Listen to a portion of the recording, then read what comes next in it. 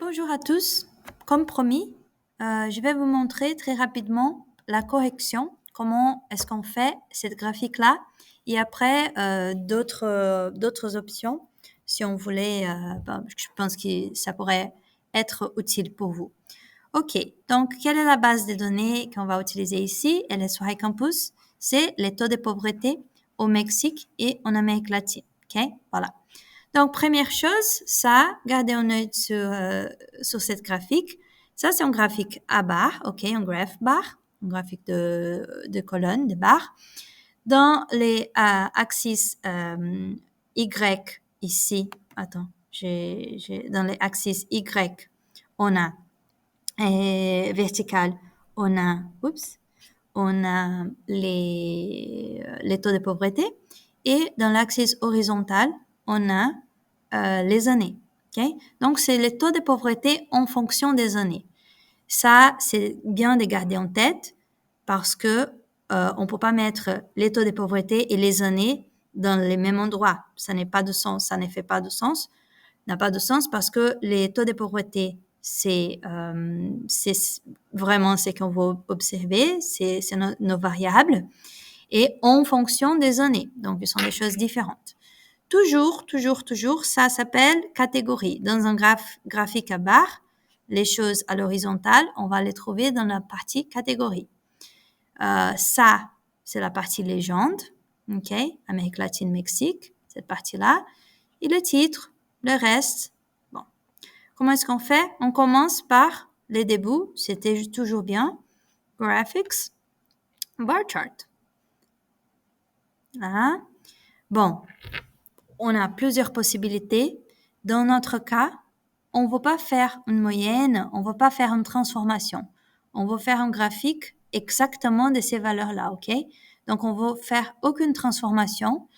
On veut les donner as they are, as it is, as is.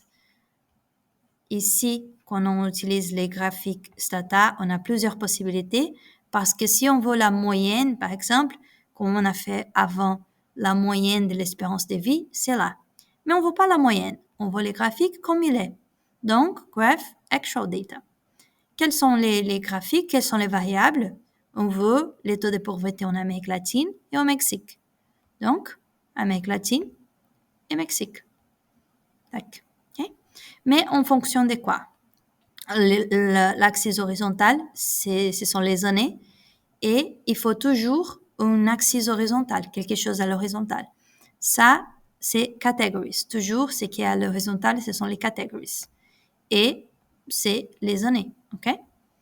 Donc là, c'est la base. On met en submit ici et on regarde. Voilà. Là, c'est la base. C'est notre base. Maintenant, comment est-ce qu'on va améliorer cela? Premièrement, OK. On va, if, on ne va pas faire utiliser if dans ces cas. Des options non plus. On va faire un titre. Titre, taux des pauvreté en Amérique latine et au Mexique. Si vous êtes en stade 13, il faut les mettre entre guillemets. Si vous êtes en stade 18, pas nécessaire. Sous-titre, 2015. Non, ça c'est pour... je pense que ça, ce sont les données des 2000. On va regarder. Ce sont les données des 2000 à 2022. 2002 à 2022. Donc, on écrit ici 2002 à 2022 et %.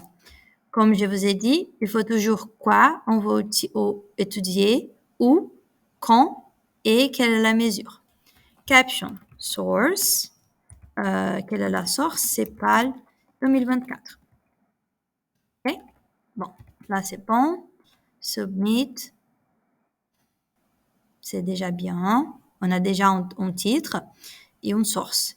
Après, je sais que c'est un peu bizarre, mais une fois on change la légende de place, on change les placements de la légende, les graphiques, il va être plus normal, on dirait.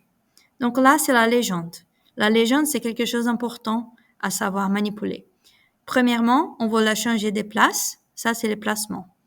On va la mettre soit 12 o'clock, soit 6 o'clock. Vous pouvez utiliser n'importe quel placement. Moi, j'utilise soit au-dessus, soit en dessous du graphique.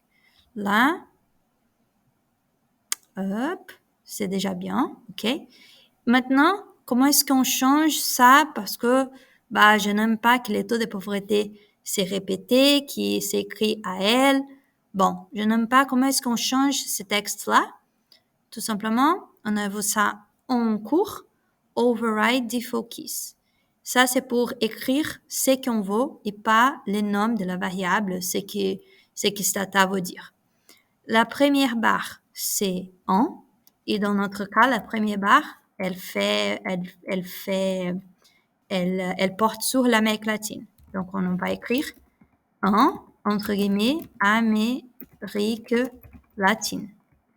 Et la deuxième barre, c'est pour le Mexique. Donc, de et Mexique.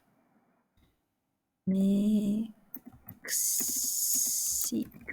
OK.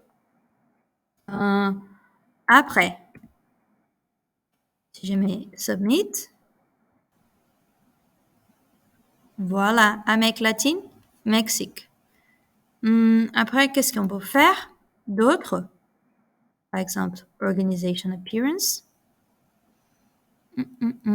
Ici, si vous voulez, vous pouvez mettre en rows. Qu'est-ce qu'elle va faire? Je vais vous montrer. Submit. Vous rappelez qu'avant, elles étaient en piles. Elles étaient un au-dessus de l'autre. Maintenant, elles sont à côté. OK? Vous pouvez revenir sur la vidéo pour voir qu'est-ce que je fais. Après, qu'est-ce qui manque? Très souvent, les étudiants veulent changer l'axis. Ça, c'est l'axis vertical, Y. On change l'axis toujours en Major Tick Label Properties. On vient ici. Range Delta. C'est toujours la même chose pour tous les graphiques à barres. Range Delta. Les minimums, c'est 0. Les maximums, c'est peut-être 70. Les delta, 10. Vous pouvez mettre ce que vous voulez pour avoir une bonne axis. OK. Après, qu'est-ce qu'on peut faire? Moi, je pense que cette source, elle est très grande et très proche du graphique. Et aussi, les couleurs, peut-être, on peut les changer. Donc, je vous montre comment faire ça. Les titles, si je veux faire la source un peu plus petite, je viens dans la source et je mets Properties. Ici, Size, je mets Small. Et si je veux aussi la placer un peu plus éloignée du graphique, c'est la marge. Margin large. Submit. OK, très bien. Après, si span width of entire graph region, ça veut dire qu'elle va être un peu plus à gauche. C'est plus facile si je vous montre. Et c'est span width of entire graph region. Moi, maintenant, elle vient plus à gauche. Je préfère comme ça. OK. Ça, c'est déjà un très bon graphique. Je vous montre d'autres choses qui peut-être peuvent être utiles pour vous. Par exemple, si on veut changer si on veut mettre, c'est là, les années dans la verticale. Ici, c'est pas nécessaire parce que ce sont les années. Mais si on a, par exemple, les noms des pays, parfois, il faut les mettre dans la verticale parce que sinon, c'est très bizarre, on n'arrive pas à lire. Ça, ce sont toujours l'axis horizontale. Elle s'appelle categories, OK? Donc, on vient ici, properties. Et là, on va chercher les verticales. Angle, vertical. Donc, dans toute cette partie-là, ce que je vais essayer de montrer, c'est qu'une fois qu'on commence à savoir que ça, ce sont les catégories, que que ça, c'est la légende, qu'il y a l'axis Y, c'est l'axis verticale. Si on commence à savoir le nom des choses, on commence à savoir où chercher, ok? Et c'est vraiment un travail d'exploration. Là, c'est possible aussi que vous voulez mettre les pourcentages. Ça, les pourcentages, on appelle label. Si ça, c'était par exemple un graphique de l'espérance de vie, qui c'est en année, le label serait pas un pourcentage, serait les années. Mais c'est toujours la valeur de chaque part pour un graphique slice, pour un graphique de type camembert, ou les valeurs de la barre pour un graphique à barre. Je vais vous montrer. Accept ici. Ça, c'est les barres, non? Si on veut changer quelque chose dans les barres, on vient ici, bar labels. Label with bar height va me permettre de montrer la participation, les taux de pauvreté pour chaque barre. Je vais vous montrer. Submit. Voilà. Si on veut mettre dans la verticale, c'est facile. On est déjà là. On vient Properties et on cherche où est-ce qu'on peut trouver quelque chose qui nous dit vertical. Là, je sais déjà que c'est Orientation. Et je mets Accept. OK? Là, c'est vraiment quelque chose qui ici, c'est pas nécessaire. Parfois, c'est bien d'avoir ça. Si je veux changer la couleur de la barre, c'est aussi dans la barre. OK?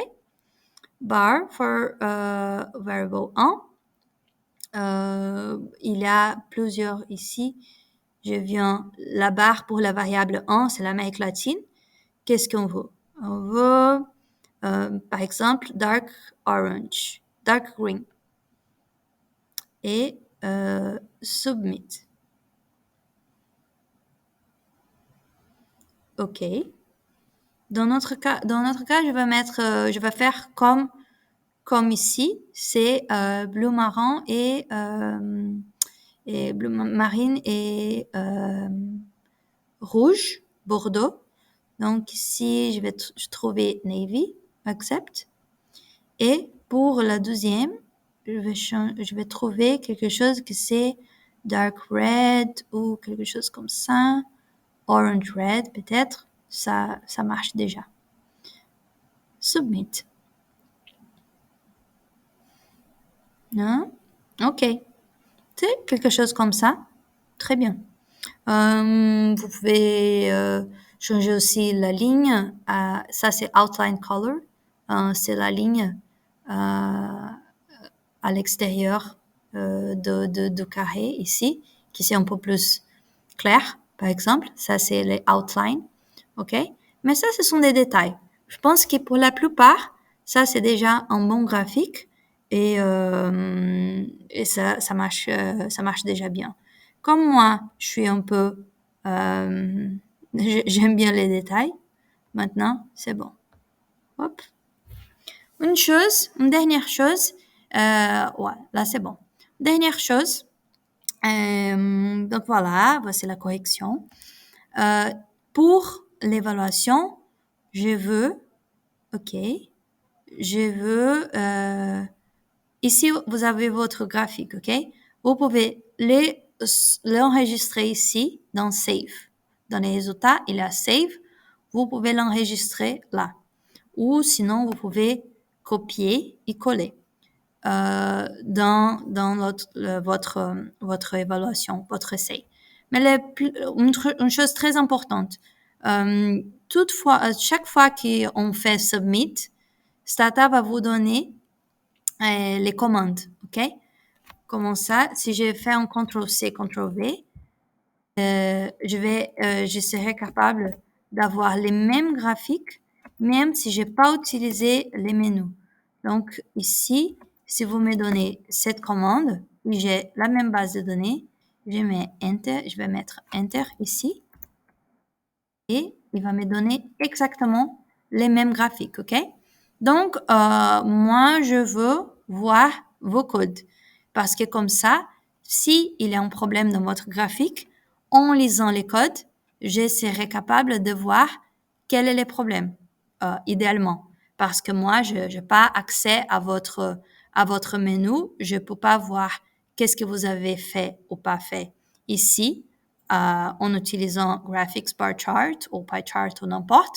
Mais si je regarde les codes, je peux peut-être avoir une idée de pourquoi ça n'a pas vraiment marché. OK? Bon, ça, c'est tout. Et merci et à bientôt.